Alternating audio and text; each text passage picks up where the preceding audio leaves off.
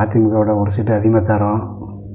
ஆனால் ஒரு கண்டிஷன், பாஜக தேமுதிகவுக்கு நிபந்தனை. வருகின்ற நாடாளுமன்ற தேர்தலில்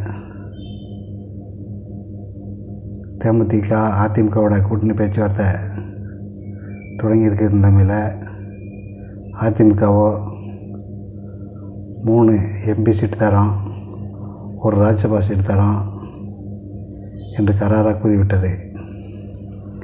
இதை ஏற்றுக்கிட்டு கூட்டணிக்கு இஷ்டம் இருந்தால் வரட்டும், இல்லைன்னா வரலைன்னு ஒன்றும் பிரச்சனை இல்லை அப்படின்னு கராராக கூறிவிட்டது அதிமுக. பிஜேபி தேமுதிகவுக்கு ஒரு கண்டிஷன் வச்சுருக்கு.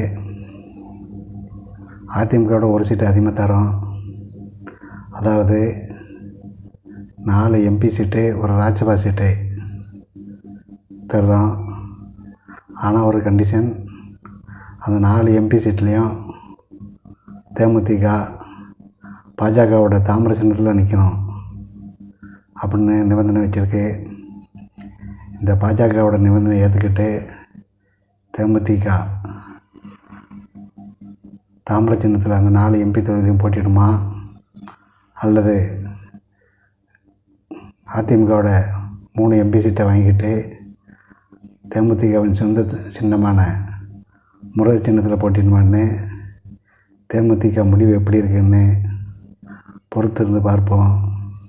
என்றும் அன்புடன் உங்கள் பொலிட்டிக்கல் சேனல். நன்றி, வணக்கம்.